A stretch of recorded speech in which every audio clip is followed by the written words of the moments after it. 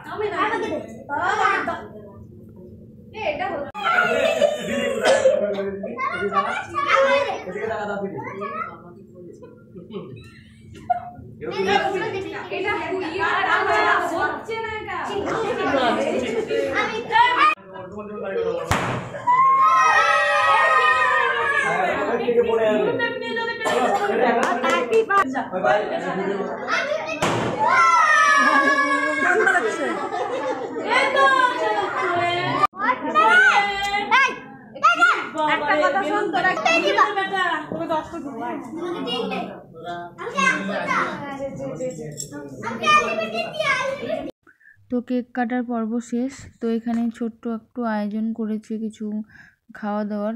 তো এর জন্য বাড়িতে কোনো রান্নার ব্যবস্থা হয়নি, তো বিরিয়ানি যেখানে তৈরি করে সেখান থেকেই একবারে অর্ডার করে নিয়েছিল। তো ওরা সেজন্য হাঁড়িটা নিয়েই চলে এলো। তো এবার পরিবেশনের পালা। তো ওই যে সবাই খেতে বসে গেছে। তো এবার খাওয়া দাওয়াটাও একটু তোমাদের সাথে শেয়ার করে দিলাম, তারপরে আমরাও খাওয়া দাওয়া করব, তারপরে বাড়ি চলে যাব।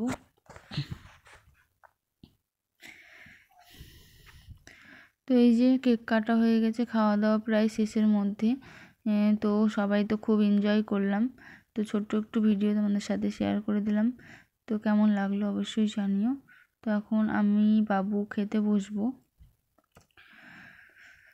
তো বিরিয়ানি আর চিকেন ছিল, চিকেন কষা। এই যে বিরিয়ানিটা ওরাই সার্ভ করে দিচ্ছিল। আর বাচ্চারা তো বেশি খেতে পারবে না, এর জন্য সেইভাবে বাচ্চাদেরকে একটু দেওয়া হচ্ছিলো, না হলে সবাই নষ্ট করছিল। এই যে আমি বাবু খেতে বসে গেলাম, তখন প্রায় 9:30 বাজছে। তো খাওয়া দাওয়া করে আবার বাড়ি যেতে হবে।